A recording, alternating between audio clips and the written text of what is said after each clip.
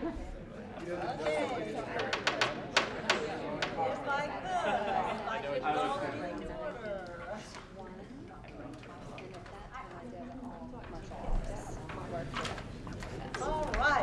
right. I think we're lowering the volume. That's good. If I could, I'd like to call the meeting to order. It is the regular meeting of the Board of Uplift Education. It's Tuesday, December the 5th, 2017, and the time is 4:35. Welcome to some faces that we have seen in the past, and we appreciate you'll be reporting on it soon. At any rate, we've got lots to go through, so we're going to dive right in. I have no other announcements except to welcome everyone and say Happy December, I guess. I guess we're going to move zooming through that. If I could, the consent agenda, the minutes from the previous two meetings need to be approved. First, the minutes from the October 24th, 2017 regular meeting. These have been emailed to you. Do I hear a motion for approval or any comments or corrections? Do I hear a motion? So moved. Second? Second. All in favor? Aye. Opposed? Carries. Second is a special meeting on November 14th, 2017. These were previously distributed by email. Do I hear any comments? Hearing none, can I hear a motion to approve? Did I hear a motion to approve? So moved. Second? Second. All in favor? Aye. Opposed? Carries. All right, we're going to jump right into the finance update. Anisha, I think you're on. I understand Stacy may have a little bit of the bug going on. No, Stacy had shoulder surgery. Oh, no, that's even worse. No. Oh, no, I assumed it. No, he's recovering from shoulder surgery and will be back with us after the start of the new year. Well, you know, I think that's just fine. Good. Best wishes, Stacy, if you're watching. Anisha, if you would, please. Absolutely. So the finance update was sent out in the pre-read. And so I just wanted to go through the finance dashboard at a very high level. On enrollment, we are projecting a little bit lower than our budgeted enrollment, which will equate to about $500,000 in revenue loss from our budget. And we project savings on the expense side to offset that. So we feel pretty good about the balance between that. And we are still projecting 68 days cash on hand for our June days cash, which will meet our covenant. With that, I'll open it up to any questions. Great. Again, we had this in our pre-read, and I think that things are looking just fine, and I thank you very much. Thank you to your team. Anything to say? Are we ready to go on to the audit and Detailed questions on finance. questions? Okay. All right. Great. Let's keep. Yes, exactly. Love it.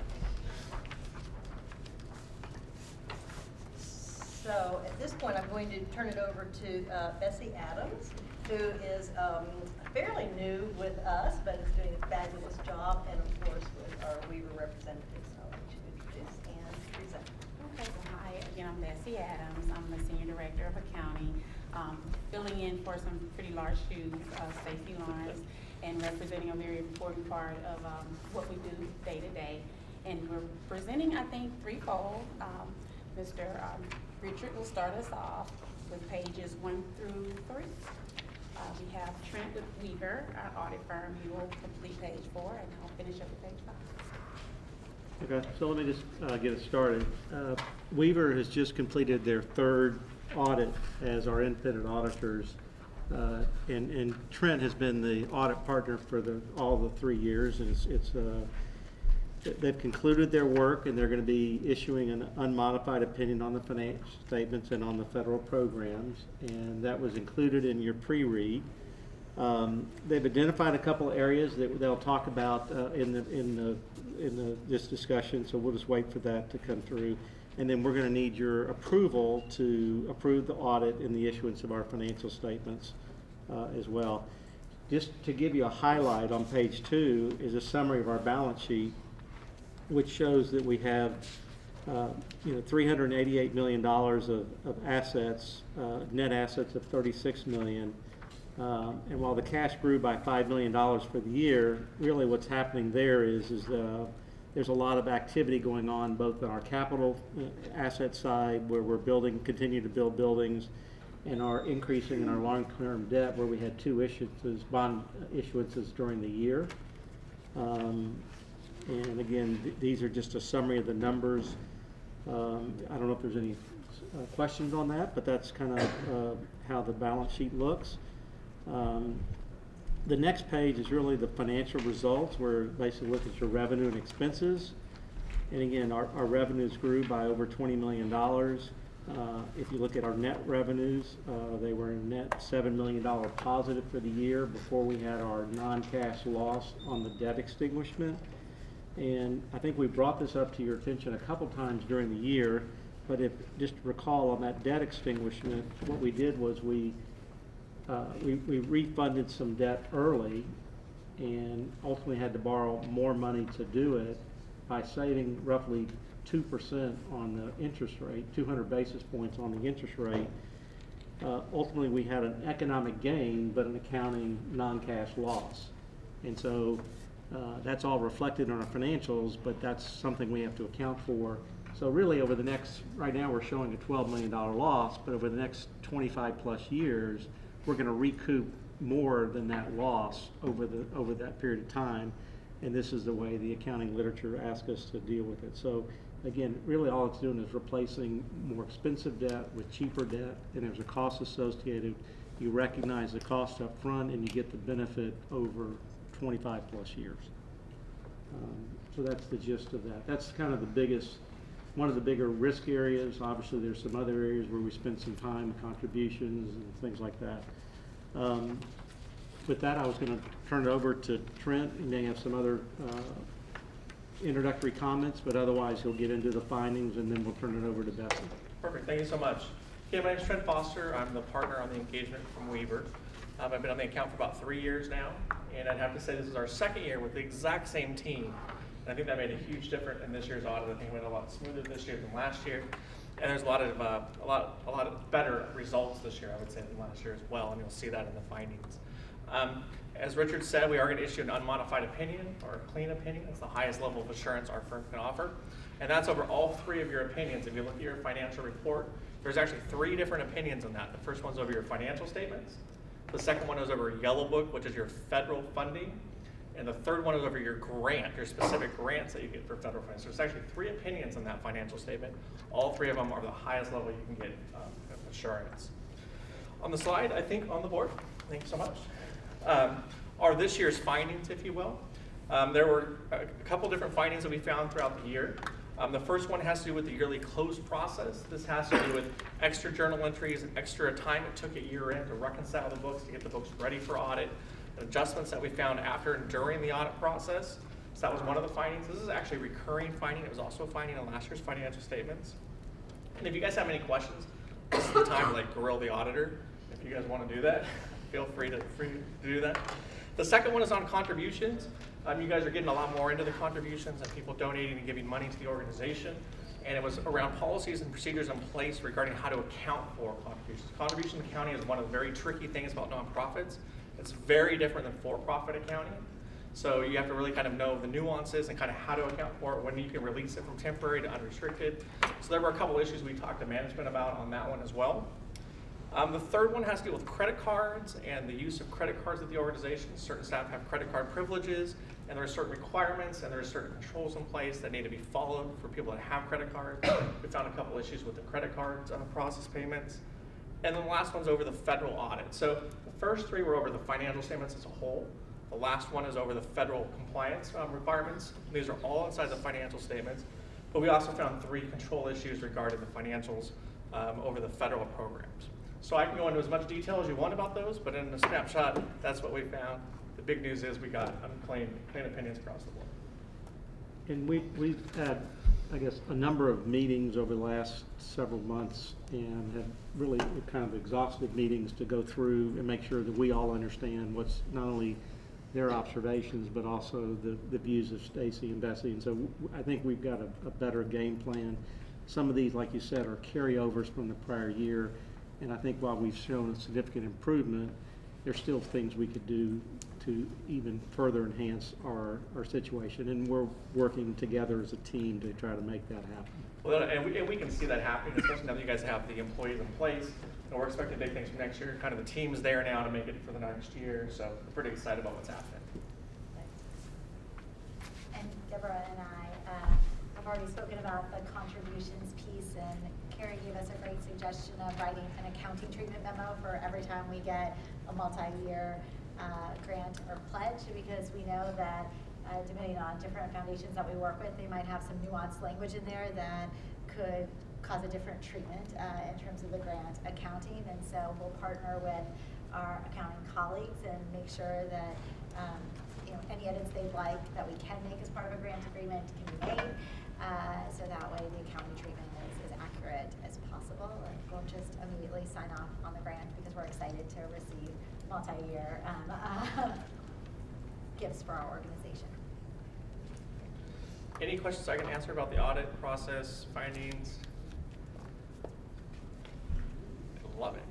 I think we've got great confidence in Weaver and Trent and you personally, Bessie, of course, and Richard, thank you and your team, because I know you spent a lot of time. Yes, and it shows positively, and we're very excited with this fabulous audit. So, Perfect, thank you. Thank you. So I'd like to wrap up with the last page. If you look at page 5, our action items for management. We're going to approach it in a threefold strategic process. Those are the 3 bullets that you see in front of you. We're first going to start with, and what we have started with, staffing and team structure, and moving people around, understanding their skill sets, and understanding what's required to get the job done. And right now we've made some changes already, and we have 2 very key employees on our team now, our director of accounting as well as our accounting manager. They joined us in June. Lucky them, right when the year was over. But they came in, hit the ground running. One actually said, I think I'm running with scissors, but there's a lot that we want to accomplish and we hope to accomplish. And I think we did so, but there's more, there's definitely room for improvement. So those 2 key people, they're already in place, and I think they're gonna contribute significantly to the 2018 audit. Again, we'll continue to refine the work, the process, the procedures, and make sure that we have stronger internal controls as well as segregation of duty within our organization, within our team as well as our organization. And so the only position at the end of the audit that we have right now is a payroll accountant. So that's a little hard to fill because there's 2 very technical skill sets, both knowledge of payroll and knowledge of accounting. And so that position is currently being filled temporarily. So we have that one position yet available. Now, as far as the technical capacity, again, last year we had some difficulty with the bank reconciliation that went through very successfully and flowed very well this year. And so that is really not a part of our action item thus far because we're moving pretty successfully in managing the bank reconciliations timely. We did have another gentleman, Ed, who's not here, from the audit committee. He works with Deloitte. They sat with us and walked us through our monthly and quarterly and year-end processes. And so we have our roadmap in place, and now we have our people in place. So again, we're expecting some great things for next year. So again, thank you for the audit team, the committee, for making that happen and available for us. And the last bullet, well, the last line under that bullet is looking at involvement with more professional associations and people that are like-minded doing either nonprofit work or school business. And so I've been in school business, Texas school business, for over 22 years, and the last 10 years have been with charter school business. And a part of what I've discovered is having resources and people you can reach out and network with of your peer group. And with TASBO, I've been, I guess, a 12-year member of TASBO and currently serve as chair on their committee, payroll committee.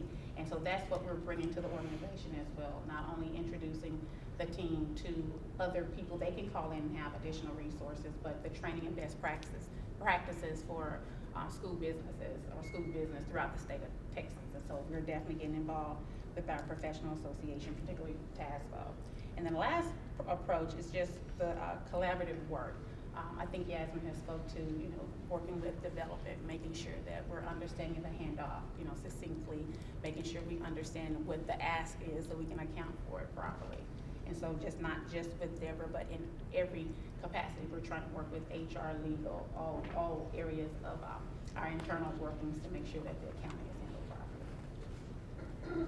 So do you have any questions on our action item? Or any questions from management, board management? Well, it doesn't sound like we're excited, but we are. Very, very excited. Fabulous, fabulous. Going forward, that's exciting, to say the least. So we're being very proactive and appreciate all your hard work. So, any other comments? All right, thank you very much. That might help. So, we have had the audit presented to us and reviewed by the audit committee. We need a motion to approve. I'll make a motion to approve the financial statements, both the financial statements and the various opinions that go with the internal controls on the grants and really to put both the secretary, I guess it's the president, chairman, and the secretary in the position to sign those reports. So. Do I hear a second? Second. All in favor? Opposed? Motion carries. Thank you very much. Okay. I'm up next in those slides.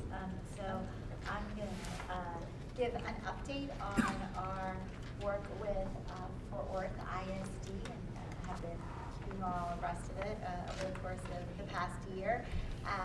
As I shared with my senior leadership team earlier today, these partnerships, which I'm so proud that we're leaning into, are complex, and they're complex in their planning and they're complex in their execution.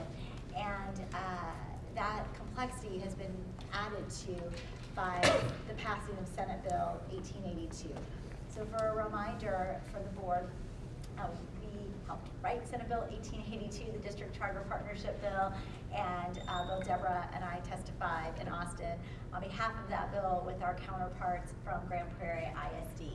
And what was created to be a very simple little bill that encouraged innovative partnerships between districts and charters in the rulemaking process that TA leads has elongated in its time to actually set the rules and also has taken on a more expansive scope than was originally set out in the bill. And what that is doing is causing superintendents who are interested in partnerships to pause and rightfully so try to understand how 1882, Senate Bill 1882, impacts their thoughts about partnerships going forward.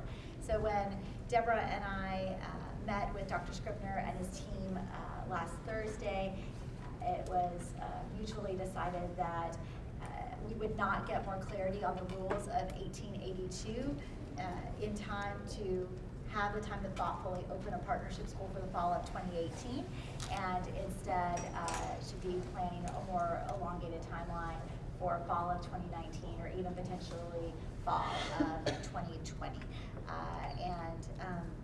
We very much appreciate the stakeholder management that is more so involved on the part of our colleagues in the district than we have inside Uplift, and the additional education that their trustees need to be a part of as they understand 1882 and the implications for the district. So, we continue to have incredibly strong relationships with Fort Worth ISD that we're really proud of, and we will continue to be part of discussions with them about their strategic planning around 1882 and continue to look for opportunities that we can formally collaborate together. But I just wanted to make sure that I shared with the board right now our plan is to push back the timing of that partnership school in order to let the rulemaking pieces settle and to allow Fort Worth to have time to engage further with their trustees and to develop their overall strategy for the partnership. And so my ask of my team, and it'd be my ask also of the board, is these are incredibly fluid discussions, especially when you do not have rules finalized by TEA over a 6-month process. And so, you know, what I've asked everyone is to not really engage in any details around our collaboration with Fort Worth ISD, because it is evolving, and I just want to make sure that there is not incomplete or inaccurate information out in the community.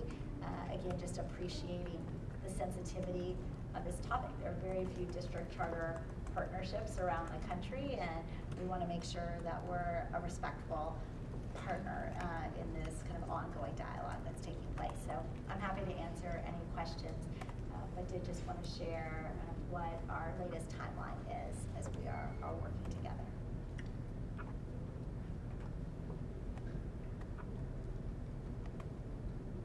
So we don't know when we'll get clarity. No. And Deborah and I are spending time from an advocacy perspective engaging as well as our counterparts actually from Grand Prairie ISD as well, to see if we can be helpful in that process, because I think TA's intention is they want to encourage more partnerships, and I think that this process is actually slowing down the vehicle. But of course, I will keep everyone updated as we know more and as those rules are final. What do you think is their hesitation, or what are they worried about setting policy? So right now, TEA has been alluding that there will be meaningful financial incentives for different types of partnerships, and likely incenting turnaround partnerships more than innovation partnerships. So our partnership with Grand Prairie is an innovation partnership, and I think that is causing districts to think about, well, what should our portfolio of partnerships look like, and what should our broader strategy be, because the investment level by TA would be meaningfully different between those two.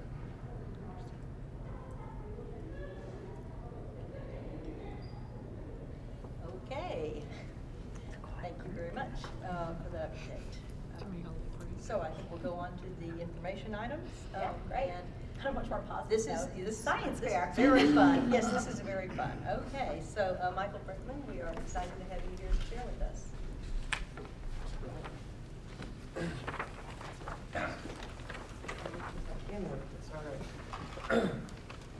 Good evening. My name is Michael Brinkman. I'm the Secondary Science Curriculum Coordinator, and I'm also the Science Fair Coordinator here for Uplift Education. I want to preface this spotlight on the Science Fair by saying that this is truly a CMO level event, and one department in and of itself could never pull off the awesomeness that does happen with this. And so I get the privilege to be the spokesperson tonight, but this is sort of an all hands on deck kind of event that happens. So I believe that science education at its core is this endeavor to equip scholars with a skill set to answer their inquiries as they go through life. And at the heart of that is engaging with the natural world to kind of answer, why did that happen, or how does that work? And the science fair is that most authentic encapsulation of what science education should be.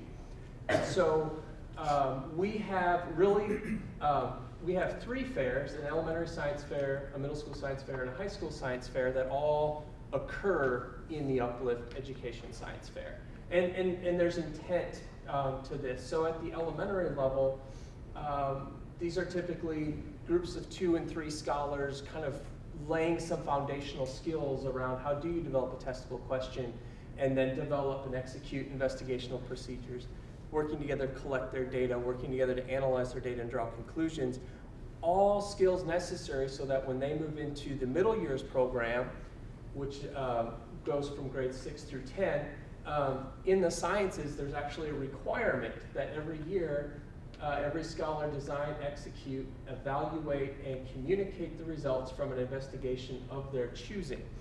And the science fair becomes the best vehicle for that particular requirement of the IB program to be accomplished. And so the elementary fair lays the foundation, the middle school fair encompasses the first 3 years of the middle year program, and then the high school fair catches the year 4 and year 5 of the middle year program. And then our upperclassmen in the high schools can advance from our Uplift fair to the regional science fair, both in Dallas and Fort Worth, and from there to the state science fair or the international science fair, and now they're competing for scholarships. Now they're getting exposure to Tier 1 research universities. Now they're building a research portfolio. All of these things that are going to assist them in their pursuit of that college education beyond Uplift. But more importantly, I think at this point is in the middle year program with the upcoming hopeful expansion of the diploma program. We're in that process right now. In the diploma program, in their science courses, they have an internal assessment. And now the internal assessment is designing, executing, evaluating, and communicating the results from an investigation of their choosing. But instead of a trifold board and a research journal, it's a 6 to 12 page research paper that's very rigorously marked, both internally by their teacher and then sent off for moderation in the IB program to somewhere else in the world. So every time our middle school scholars and our high school scholars that are in the MYP program engage in the science fair, it's an at-bat. It is a practice opportunity to build the skill set so that they can be successful with their internal assessment in the diploma program. And that internal assessment is 20% of that grade that's determined by IB that says whether or not you've passed or failed this particular course within all the subjects. So it's a big event, it's an important event, and it moves us towards our mission. So right now, across Uplift, we have science fairs happening on campuses. And so everybody who comes to our network fair is already a winner. They've already won or placed in the top 3 at their campus level before they advance to the Uplift fair. And so every campus receives 9 slots, with the idea being that it's the top 3 projects for every grade. Now, there are some campuses like Uplift Lee that isn't fully built out through 5th grade, so they have 6 slots. But those happen now, and they will happen all the way through the early first week of January, when all of the winners have to be submitted in order for us to prepare for our network science fair. So when we get to the science fair, of course, if you've ever seen October Sky, which is like one of my favorite movies, right? They show up, you got your trifold board, your journal, and the judges come out, and the judges are going to evaluate. They're going to evaluate the research you did. They're going to interview you. They're going to grade you on a rubric, and all those projects that hit a certain threshold are going to be advanced to the Dallas Regional and the Fort Worth Regional Science and Engineering Fair, depending on if that campus is Dallas County or Tarrant County. But our science fair is so much more than just that. We have breakout sessions for our parents and breakout sessions for our scholars that really make this an event for the day. And so examples this year, our parents have an opportunity to view winning films from last year's film festival that were created by scholars. They have other opportunities. There's other videos that really showcase what scholars are doing across our network. And then there'll be a digital literacy opportunity this year. So this idea of empowering parents to be better supports for their much more digitally savage scholars. And there's other sessions beyond that. I thought those were like the best 3. I was like, ooh, really? I might want to go to that parent digital literacy myself. The scholar side of this. So there's opportunities. So this year, our scholar breakout sessions, we We have tentatively some sessions that UT Southwestern, either faculty or graduate students, are going to present to our scholars. STEM Scopes, which provides curricular resources to our elementary science, is going to do engineering design problems with some of our elementary scholars in their breakout sessions. We got robotics, we got coding. STEAM Achievers is another coding external company that's going to come in and facilitate some learning for our scholars. So it really becomes a sort of a STEM event, not only for our scholars, but also for our parents as well. So when is this? So the big day this year is Saturday, January 27th, and it is at the T. Boone Pickens Biomedical Research Building on the UT Southwestern Medical Center campus. And you can see our 3 fairs kind of layer and stagger across the day. Essentially, as the elementary is doing breakouts and awards, the middle school is on the floor being judged. And then when the middle school goes to breakout awards, the high school is on the floor being judged. It's a beautiful day of energy and chaos and excitement. And all this information will be made available. And if you I would encourage you to come see the research the scholars are doing, or come sit in on a breakout session, or just cheer them on at the award ceremony. It's a great day, and thank you for letting me spotlight this. If you have any questions, I'll take them. And obviously, I know Rich and I both want to thank also Stu for his longtime partnership in UT Southwestern and being able to pull off this incredible science fair opportunity at a network level. The amount of students at UT Southwestern who serve as judges and are helping facilitate sessions, and Stu is an amazing co-master of ceremonies for our awards. And I can never match his enthusiasm that he brings, but it's a really wonderful long-time tradition of partnership, so thank you so much. All due to Mike. Started off in 2003, right, Mike? Yes, 2003. Oh. When he was one of my students. Oh, whoa. It's like a full circle. I just dated myself and him.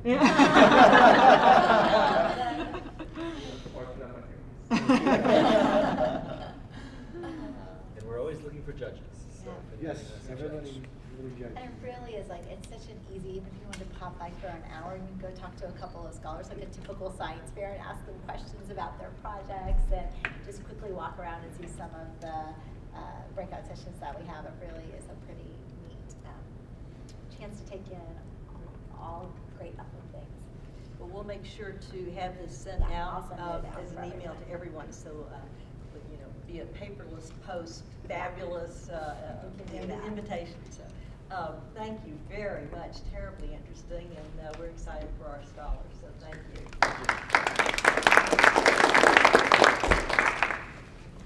Okay, Danelle is up with charter school advocacy. Several of us went to Houston in November to meet with other high-performing charter school individuals who are working on advocacy throughout the state. And just a couple of takeaways that I just wanted to present to you all. First of all, this was a surprisingly really successful legislative session for charter schools. I think everyone was surprised by some of the good response we had and some of the achievements we had.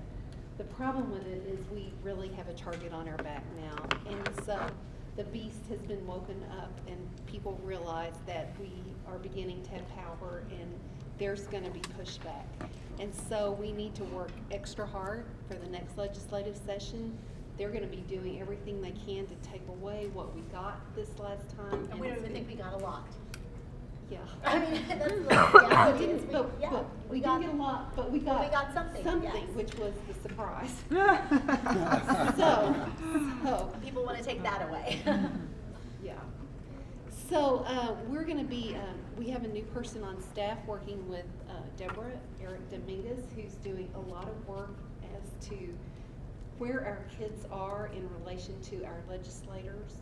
He's going to be coming up with employment with regards to our legislators, so that when we meet with legislators, we have a really good story to tell. And in starting next month in January, we're gonna bring you the new matrix that has all the legislators, and we really appreciate your help in contacting them. I think Eric's gonna really give us some great support and make it easier to do that. And the second thing is, that's on the state level. The second thing is, locally, we really need to start being very conscious of local elected officials, everything from school board members to city council members. Eric's also doing a lot of work in that area, and he's gonna work with the CACs to start really developing those relationships. And we think that's really important because it does affect what's happening locally, but also those leaders are gonna become state leaders. So the more relationship we can have with them at the local level, the better it is. So that's my update. Can I add one piece on the national front? Yes. So from a national advocacy perspective, I'm sure many of you are seeing the news around the various tax bills in the House and the Senate and the conference committee that is taking place.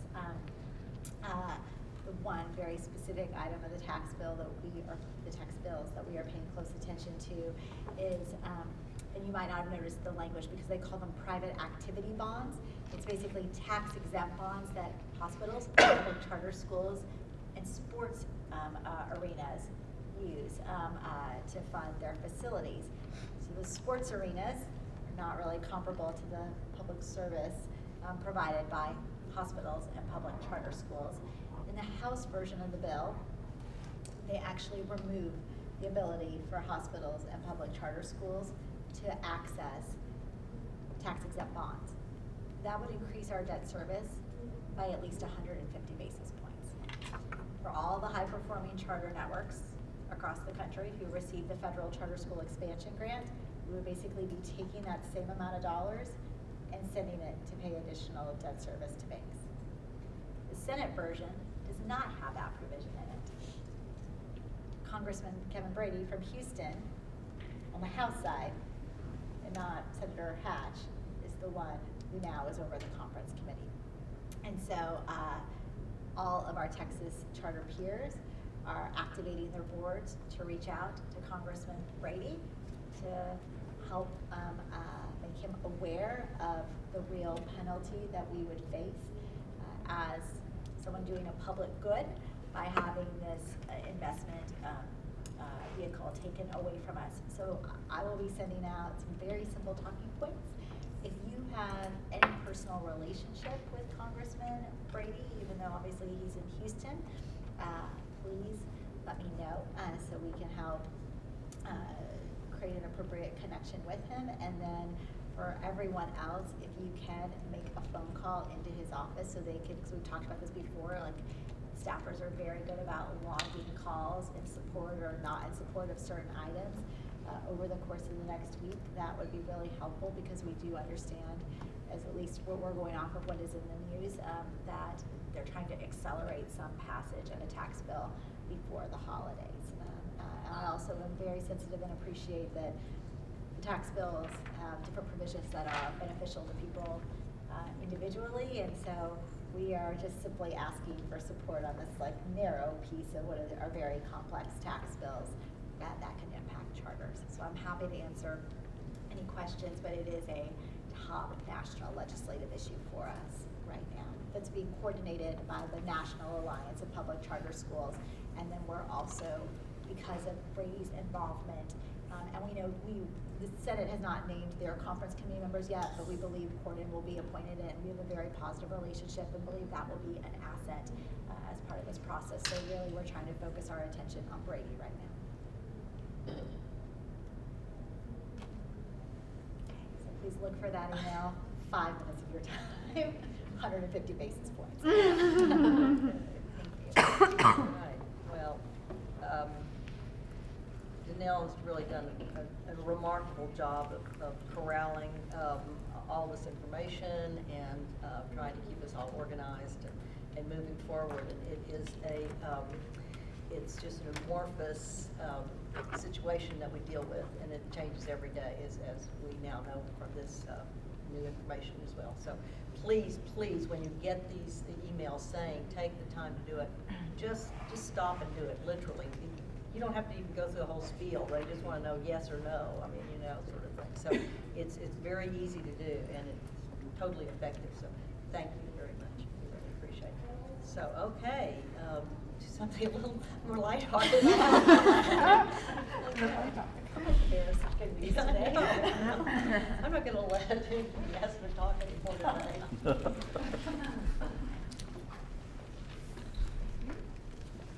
Thank you very much.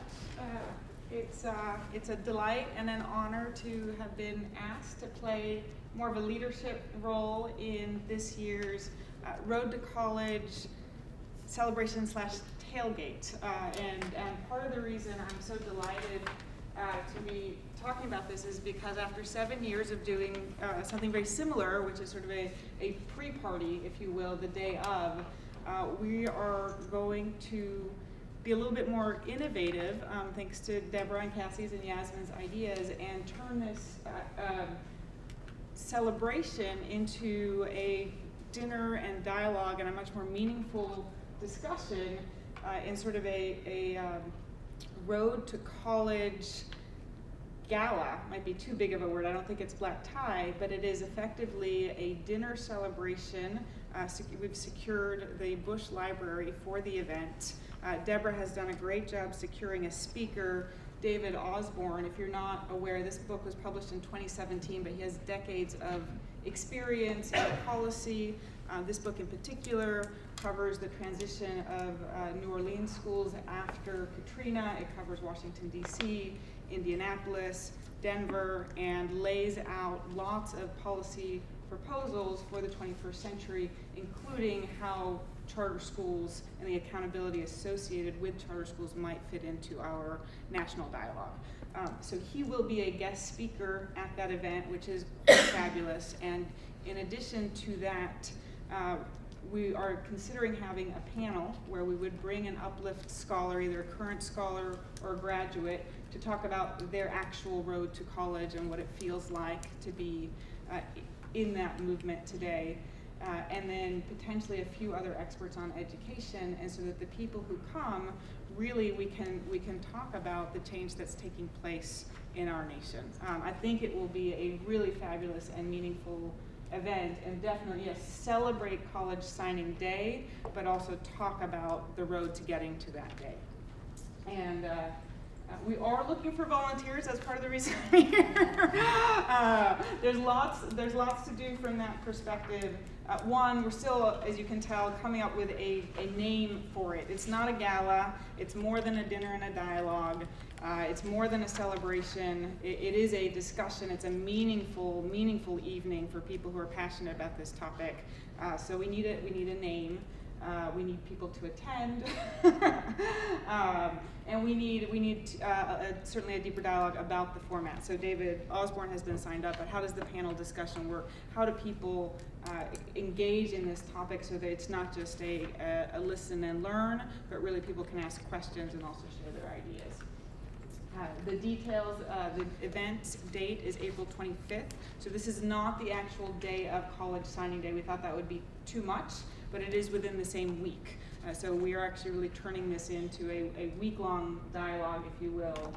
It is at the Bush Presidential Library, which, if you have not been, is just a fabulous, iconic space within Dallas. And we're benefiting obviously the Road to College program. So it is a fundraiser, and I think we're definitely trying to up the level of contributions given all the sort of what's in it for the attendees. It should be a valuable way to spend those dollars, and also, of course, the cost is very valuable. If you want to join the committee, I would love to have any and all of you. We don't have a limit on committee members by any stretch, and we could certainly go up to 20 very easily. And again, this is everything from brainstorming the name, the format, but also we would love for you to purchase a table and attend and recruit at least one friend or person or company to purchase a table as well. And the goal here is clearly fundraising. And so if you're good at it or bad at it, it doesn't matter. We'll all learn together. horrific at fundraising, but I believe enough in the cause that I'm willing to spend both my time and my money on this effort in particular. I think it's a really, really wonderful way to spend our community contributions. And this is also a really, really great event for people who you know are passionate about education but don't know how to get involved. Don't know how to get involved with Uplift, don't know how to get involved in the dialogue. There should be a lot of people at this event that really care deeply about both. And so a wonderful way to meet other like-minded folks. There are some other dates set off, so people you know might be interested and they don't know much about Uplift, they don't know much about charter schools, they don't know much about David Osborne. We'll kick off with a Friday, January 19th tour at Peak. If you're already a board member, this is of course optional, but it's a really nice way to get to know the organization, get to know more about the road to college and about college signing day. March 6th, party at my house. 4 to 7, just really casual. We'll have probably some wine and munchies and things like that, but just get the invites out to the people we think would be nice to attend, either to join us at the table that we're buying, or obviously to invite people to buy a table as well. Then there's obviously the dinner. 6 to 9 is tentative, but it is a dinner program, if you will. And then in May, a committee happy hour to celebrate everyone's hard work. So that's kind of what's involved. It should be really fun. It should be, I think, a very inspiring journey. Now we are asking again, anywhere from 5K to 50K. 50K would be the preeminent sponsor. We are coming up with corporate sponsorship packages. So if there are corporations out there who want to be a lead sponsor, there would be logo placement and several other opportunities to share a sponsorship message along with the event and the invitations that go out. Individual tickets at $100 to $250. And we really have a very lofty goal, but we aim to hit it of 300K for this event. So it's a big deal. A lot of pressure. And I think that's it. My email, ofisher@istation.com. I've got a Gmail too, but this one's going to get far more rapid response time. That's my work email. And then Cassie, who has been a huge, huge help in organizing all this and is instrumental really on the logistical side. Of course, Deborah, whose email is not up there, but is intimately involved. And if you can't, but you know somebody who is definitely interested or even just might be, I'm more than happy to meet with them. I take them to coffee, invite them on a tour, and share our passion for this mission. Oh, so is there any idea of how much we're looking to raise at this point? 300K total. Oh, I see. Yeah, no, there's nothing in the coffers at this point, so we're not halfway to goal yet. But yeah, it's a big, audacious goal, but with a very worthwhile. The tailgate, normally we would start fundraising in January, so this is pretty typical. Even though this is a dinner, it's still not a big gala with lots of hoopla around it. So that $300,000 goal is achievable, especially if we get the right people in the room that night. Whenever whoever, myself, Yasmin, Osa makes the additional ask that evening. But you could easily get there too with the number of tables and seats that we have. So thank you, Osa and Anders, for agreeing to do this. I know it's not your typical. No, I'm happy to do it. I'm passionate about it. I'm a little nervous about it, but I'm very I am excited. So and grateful. the book is cool, and the speaker. I think the format is exceptional. I think it will be a very valuable dinner experience. We brought David Osborne in about 5 years ago. Kevin's house. We had a small, intimate group, and he's a really great speaker, really knowledgeable on public charter schools specifically. He studied it. 5 years ago, he had released an early report on New Orleans schools and just the positive impact. So he's just a nice expert to have in our community to share kind of his perspective, and is used to getting questions about vouchers and things of such. So, but he was great that evening, and I feel like people will walk away learning something. Very, very exciting. We're all ready to sign up and go talk to companies and individuals. And thank you so much for your leadership on this. So sad. Always excited to start something new and a little bit scary, but we're all with you. So yeah. One quick question: is it net or gross? 300. Deborah? Net after the cost of the event. And how much does the tailgate normally raise? We've raised anywhere from 160,000 is about an average raise per year on the tailgate. And again, you know, that was way smaller. It was a taco quick. It was so great for what we did. But it's hard to get a higher number raised in an event that lasts just under an hour and try to move people in and out. So I just think this is a nice push for us to really raise additional funds for Road to College and bring in a new circle of people and try to get this to be a consistent event with consistent attendance and people really looking forward to learning from experts. I think it's a way to also reach back to people who have been with us for many years at the tailgate luncheon, who maybe are like, thank you, but I've been there, and so I'm enthusiastic about it as always, but I think this gives them an opportunity to have a deeper dive, and so I'm looking forward to looking over those lists of people who have been to tailgates before, and so think about, as you're thinking about individuals to be getting involved, think back to, because there's some people who love us and would love to be re-engaged, to have a feeling.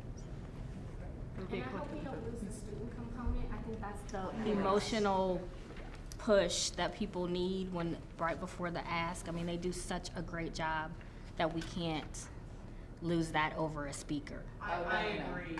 And we're even thinking of doing two, one who's in college currently and one who's currently at Uplift, just to juxtapose those two sentiments.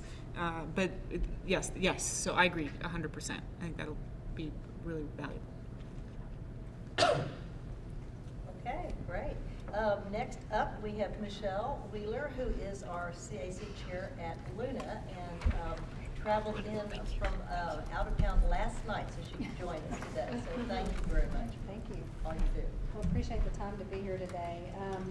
Give you a little bit of background about what we're doing at Uplift Luna. We had 2 new principals that started this year. So when we originally met, there's 3 members within our group. Matt Hawley, we've got an invitation to Kim Barnes and myself are actually serving as the CAC for Uplift Luna. And we went out to start out with the initiative of staff appreciation because we had new principals that were trying to start developing relationships with their staff. And so we've done 3 things so far this year. We had a back to school event where we did a Mexican lunch, tacos, enchiladas, that kind of thing. Then we did a dean appreciation event where we sent cookies to all of the teachers and deans, et cetera.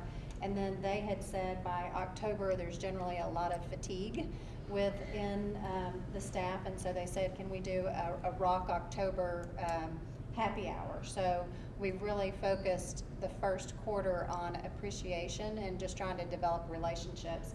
The second quarter, we actually are trying to target community outreach. Now that we've gotten everybody working together and just trying to get everybody to know the new staff.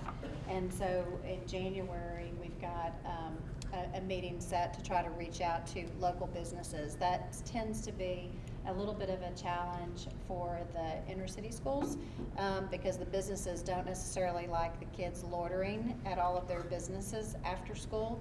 So we're trying to see if we can make a list of all of the local businesses to see how can we be a part of the community and not be a nuisance, I guess, or a perceived nuisance to the community, and at the same time maybe offer opportunities for our students to learn jobs or shadowing or internships at the same time, and then maybe do something where they can do something community-minded around the businesses that they're located in.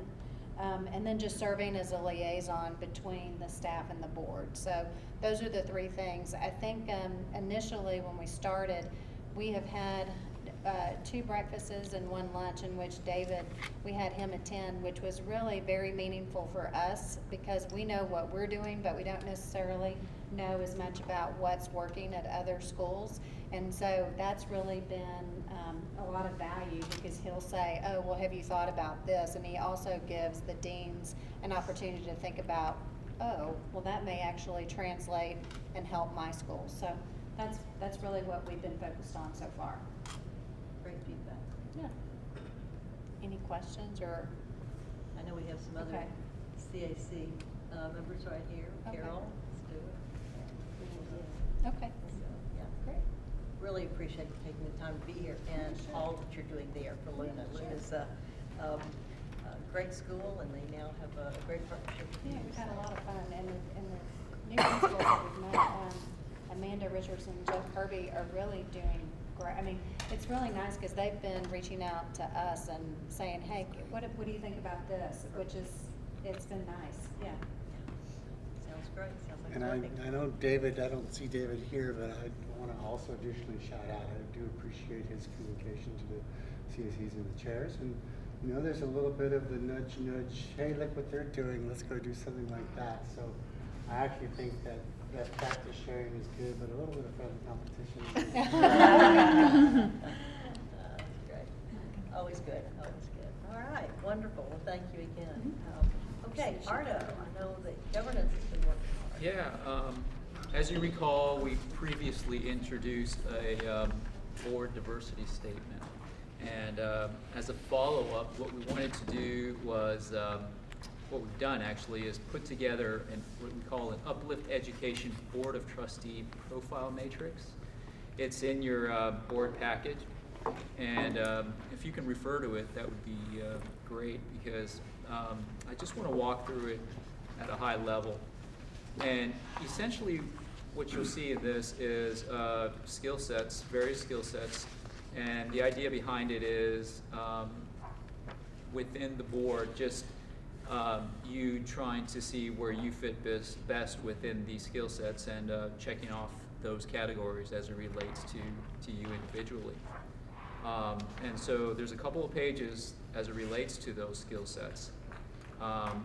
There's 2 empty columns, and so if some of you feel like there's something that's missing that you would like to include, by all means, feel free to add something in there.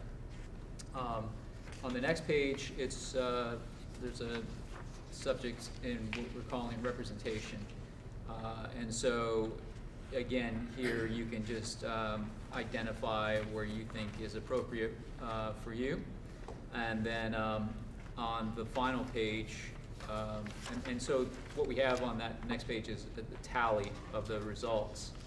And then finally, there's an area where we would just like to understand within the board what other affiliations you're related to, because perhaps it might lend itself to just having conversations with you about what's going on with these other organizations and sharing best practices as well. Or there might be some synergies in promoting awareness as it relates to Uplift. So I think as we think about this, there's 3 main reasons for doing this. One is just to understand where we are today. And then the other thing would be just, it would be helpful to identify areas of need based off what the outcome of the results are. And really, the final thing is, we've never had any objective results around the board makeup. And so now here's an opportunity to have something objective and that we can produce and show to you what those results are, and hopefully it turns into an interesting conversation when we present the results to you. If possible, what we were hoping is, since it's already here for you and it's just simply checking off various boxes, if you could just check off the boxes that are relevant to you, and then just leave them at the end of the table, and we'll pick them up and start consolidating the information. For those that aren't here, we will send emails so that they can do it online as well. But we look forward to producing the results and seeing what comes of it. Arno, people can fill out, several people can mark up the same one, right? We can mark this one. Yeah, whatever's convenient for you guys.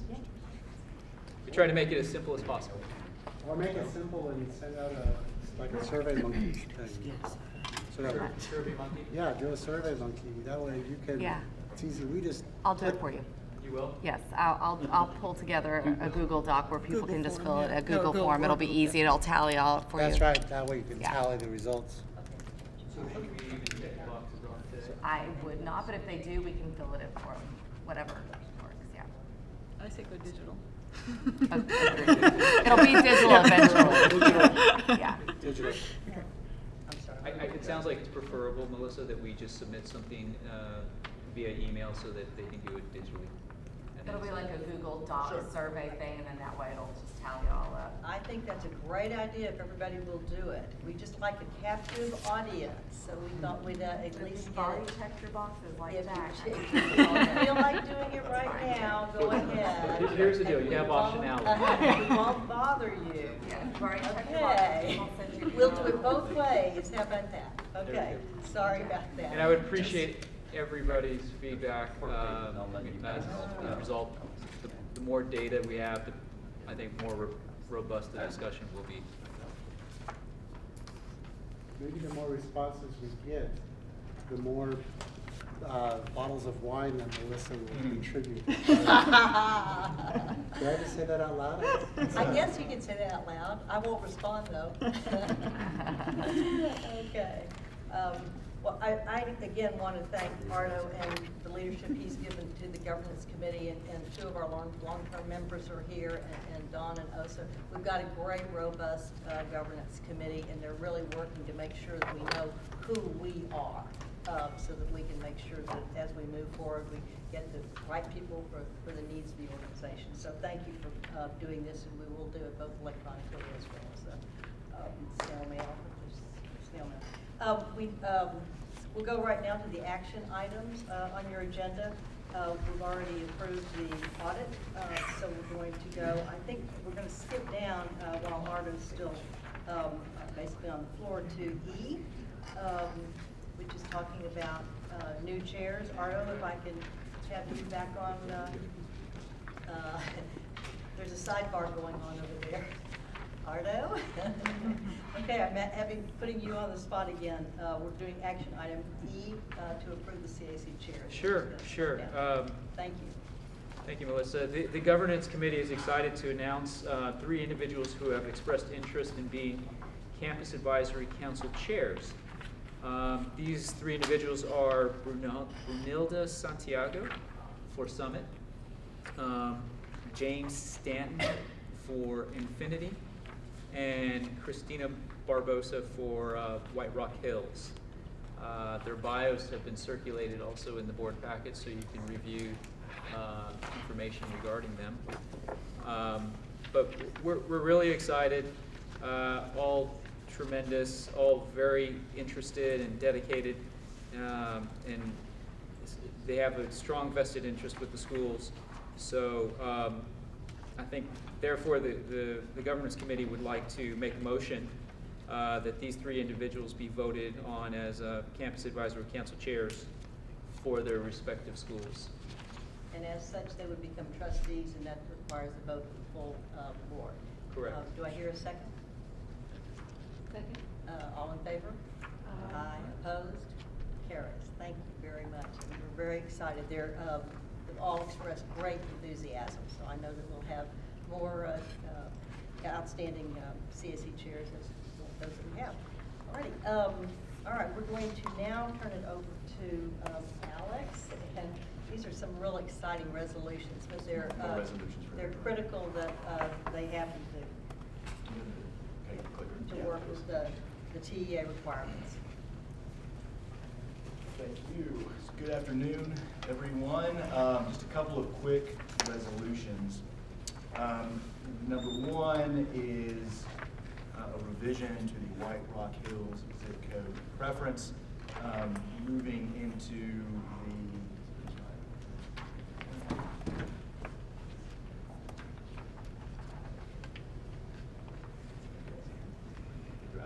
That's all right. So this is White Rock Hills. Moving into the northwest quadrant, we're adding zip code 75218. And then I have 150, 149, and 180 underlined because we already have those zips. They're currently limited to being west of 635. So why they're underlined is because we're removing that limitation. So we're adding 15218 in its entirety, and then again 150149 and 180 in their entirety. That's White Rock Hills. And in Pinnacle, all we are doing with Pinnacle is we are matching the zip code preferences. The way we have it set up now is, as you can see, Pinnacle Primary, we're adding the 2 in yellow, Pinnacle Secondary, we're adding the 2 in yellow. That way, both campuses match up. That's really the only reason we're doing it for marketing and strategy purposes. That is the Pinnacle map. Are there any questions on the zip code preferences, on the revisions? So, I need a motion to approve these changes to the zip code preferences for White Rock Hills and for Pinnacle. Do I hear a motion? So moved. Second? Second. All in favor? Aye. Opposed? Carries. Okay, well done. Okay. We had. Good timing. Those are 2 resolutions. Oh,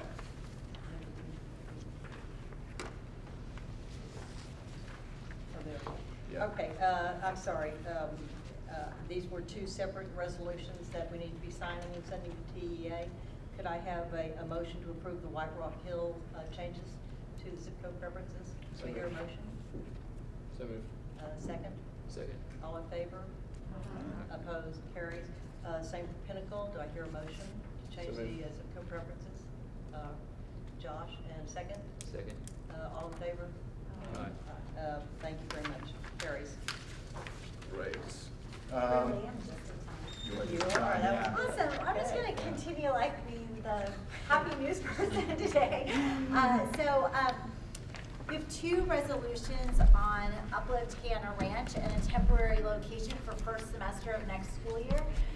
Because of the prolonged environmental testing that came out clean, which we were really excited about, for our Hannah Ranch site in east or southeast Fort Worth, it did delay our construction time schedule that we're working under, and the building is going to be ready in the early part of the fall.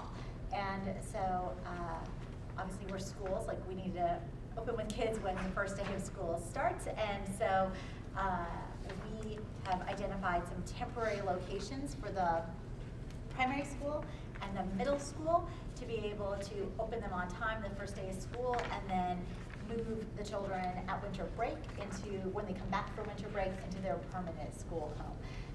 And so for the middle school, you saw a resolution where we are able to take advantage of the expansion of the primary school that was part of its master plan. We were adding a set of classrooms that allows the primary school students who have in grades 3 through 5, who've been housed in the secondary building of Uplift Mighty, to move all over into their primary building, and to free up 8 classrooms for in the secondary building that aren't needed yet, as Mighty continues to grow out its sections in secondary.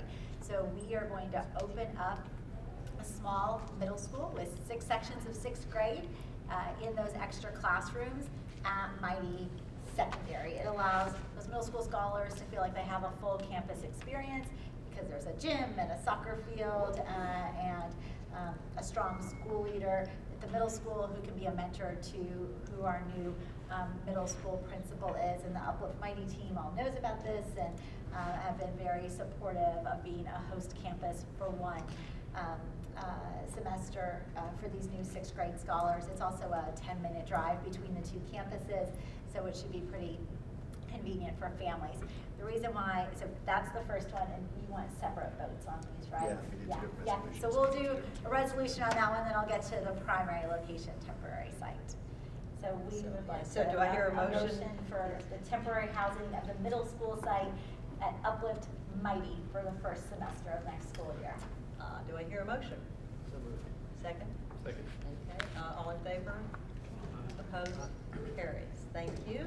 Okay. Great, and so then for primary, Cam had joined us, and we went on a tour in Fort Worth, and we had identified a church that had a set of portables behind it, that they were trying to find someone to lease them. They had originally been with Texas Can, and we put in an offer at asking, and it's hard to imagine there's demand for these portables, but apparently we were undercut from the lease that we were trying to enter into, and there's another bidder in the process. And so this real estate broker has identified another site for us that is less than a mile away that also could be temporary classrooms. I am seeing that on Thursday, and hopefully Cam will be able to join. Eric Goodlow will be there also. Andre McEwing from the Fort Worth CAC will be there as well. We are going to ask you, if that works out, to go ahead and pre-approve our ability to enter into that lease so we can open up the primary school with kindergarten and first grade for next semester.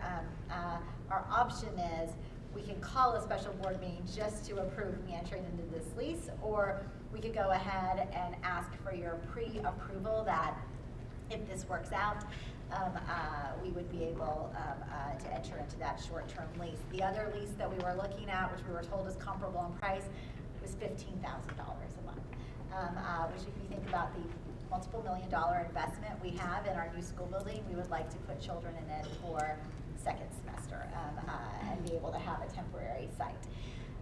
So this specific resolution that we just printed would be for approval for an address at 1400 East Seminary Drive, which you will see on here. And we are asking that you consider, and here is Trey, speak of the devil. I traveled to Panhandle on Thursday to see our backup site. And so we are asking for approval to be able to enter into that lease and have that be our temporary site for first semester for kindergarten and first grade. What type of building is it? So it is portables that were used as classrooms before. So this church, the original site we had looked at was a very small church that had a set of portables they had allowed Texas Can to build on their site while they were moving into their, well, they were constructing their own building. What we understand is that the site down the road is a combination of portables and classroom buildings inside that church that have been used for educational purposes before. And we felt like with only having kindergartners and first graders, a church site worked better for younger children because it felt more like an early childhood center than putting middle schoolers in that type of facility for the first semester. Okay, so how do we reconcile, I'm sure you guys already have a plan, I just don't know it. Sure. How do we reconcile the security issues and badging and who has access to what and when? Yep. And then some type of communication if something goes down at the church, how is that trickled down? Just kind of. Sure, those well, two we've talked different- about it, absolutely, a great question. So we had the RDO, who is over Fort Worth, Allen, with us when we looked at the temporary site and agreed that the operations director for the Hannah Ranch campus would be full-time staffed wherever the primary students were. Actually putting in some of the security pieces, if they don't already exist, is less expensive than if it wasn't sprinkled. Like that is where the real additional cost comes if it didn't have the appropriate fire protection. But the key locks on the doors is something that is relatively inexpensive for us to do. But there would be a full-time ops person with the kindergartners and first graders in addition to their leadership team, which would be a campus director and an assistant principal, a dean. Okay, and then last question, sorry. Sure. Do you feel like there's gonna be any pushback from parents or parents who decide, I don't want to be associated or affiliated with the Methodist Church, or, I mean, just any? I'm not sure. You know, it'll be interesting to see. We're of course going to be publicizing to families that here's the picture. Like we can take you to our current school site, and there will be a building very much underway that they'll be able to see. And so they know that it's just temporary. And then we'll reiterate that there's obviously no religious affiliation of our schools. But I'm hopeful that we'll be able to leverage strong demand, that parents will be open to having a temporary site. I'm not saying it is a problem, it's No, just I know. a different scenario. It for is a some different people, and scenario, yes. It would, you know, could affect. Yes, numbers. if I could, and great question. So Yeah.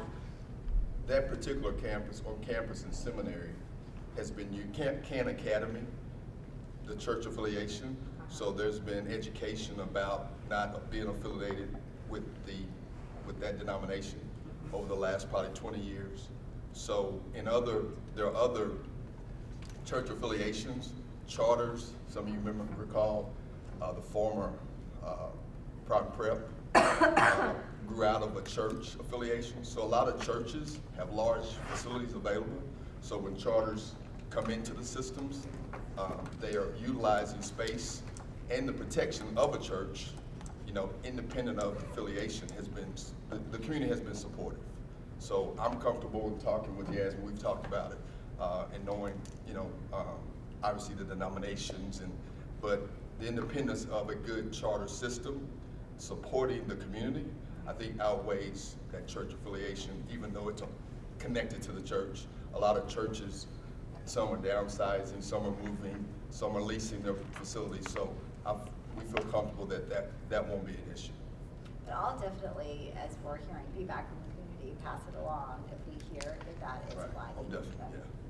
Really what honestly I'm trying to avoid is putting portables on the construction site. Yeah.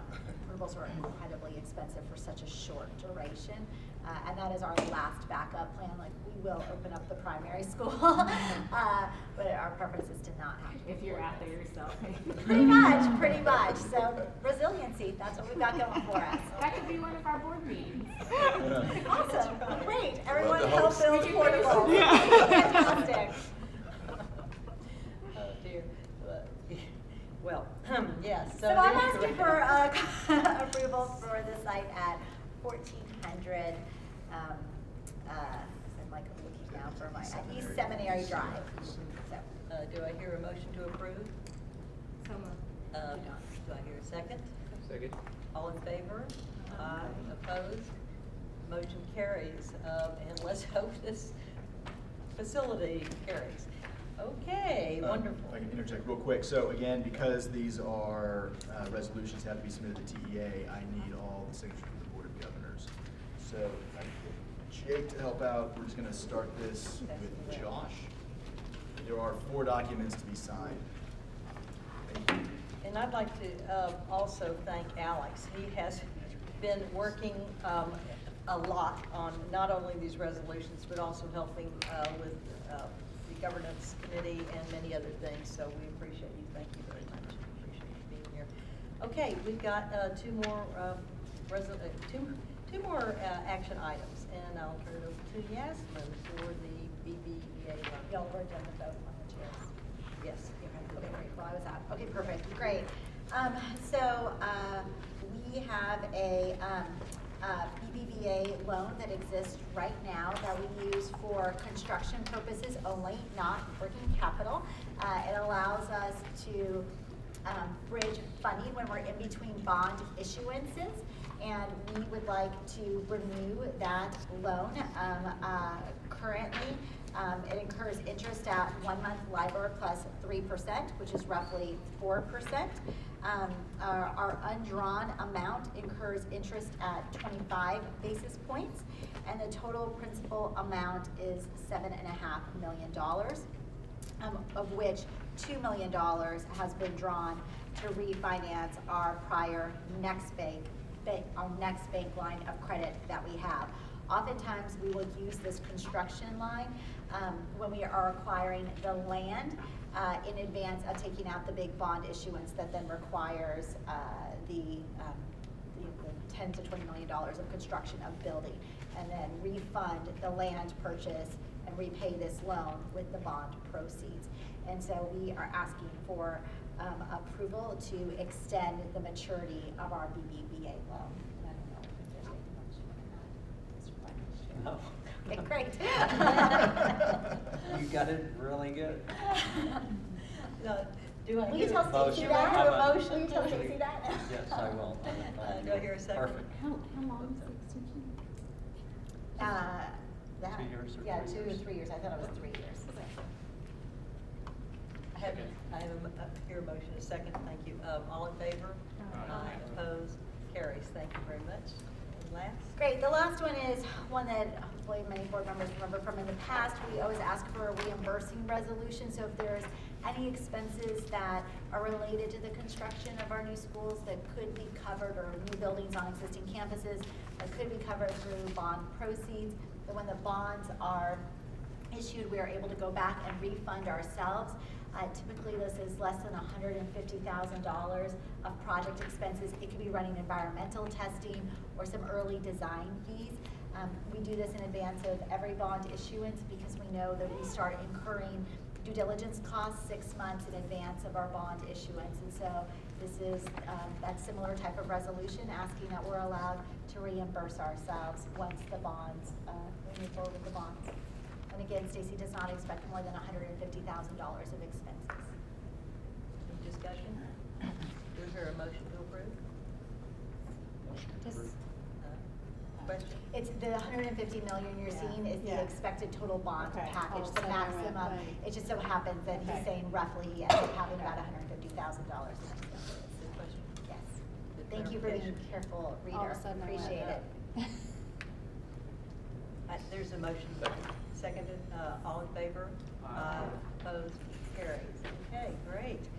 Well, we are now to the community open forum. I don't believe anyone has signed up to Yes, speak. yeah. And so, with only one other further comment, that is happy holidays to everyone, and thanks for your service. We're adjourned. Thank you.